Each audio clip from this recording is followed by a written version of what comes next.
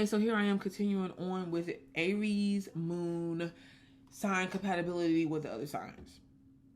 And I'm doing Aries moon synastry with Leo moon synastry. And here we have energies that are trying each other. So emotionally, yes, even though there are a few differences, it's not much of a different, it's not enough different differences that's going to actually get in each other's way. They find out like maybe they motivate each other, they feed off of each other's passions. This relationship could definitely be high strung, dramatic, entertaining, a little youthful, but at the same time it's something that they enjoy out of each other. Like they could get into arguments and things of that nature and dramatic displays of emotions, but they could definitely appreciate that from each other because it shows that both partners like to show how passionate they are for whatever it is that they're representing, for their emotions, for what they believe in, for how they approach things for the other person. You see what I'm saying? And the fact that even when Leo is going to be the dramatic one, even when Leo is being that dramatic one, Aries, it can irritate Aries a little bit, but at the same time, Aries can accept and Aries can understand the bottom line of Leo's emotions and its the subconscious aspects of itself that's driving it, because Aries kind of has that same bottom line understanding of the way that they're supposed to display or deliver what they're passionate about, their emotional side of things, their emotional state of being. So Aries is going to easily breeze over arguments and disputes. Easily, it's like, okay, it happens. Aries can be really dramatic about it.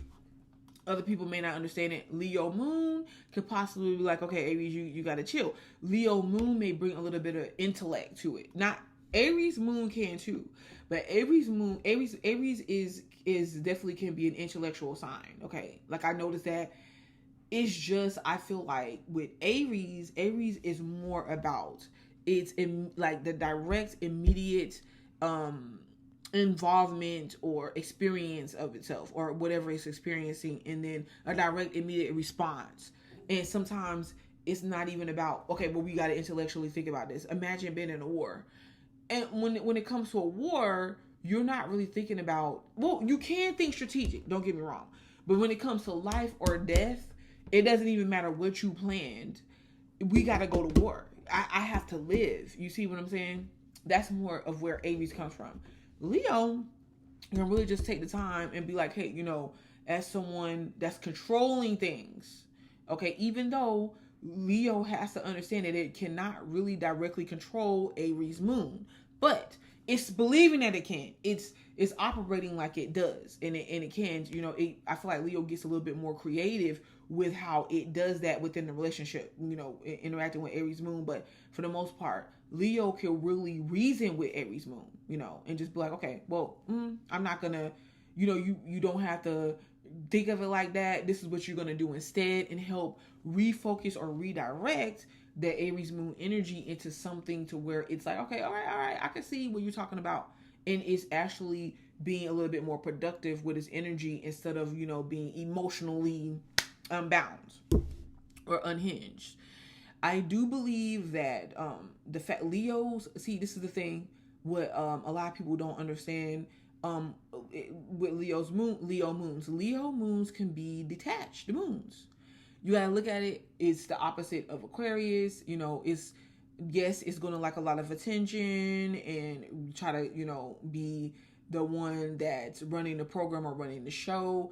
And Aries can give the illusion as Leo is running the program or running the show. But Aries moon doesn't like to be controlled. And so what ends up happening in the relationship is Leo moon, when it's operating in this detached, emotionally detached manner, it's giving Aries that room in that space to kind of act the way they want and do what it wants, and without taking it personally, emotionally taking it personal, because everybody knows that emotions is the driving force or driving themes of relationships. Okay, feelings, the way that one person feels about the other.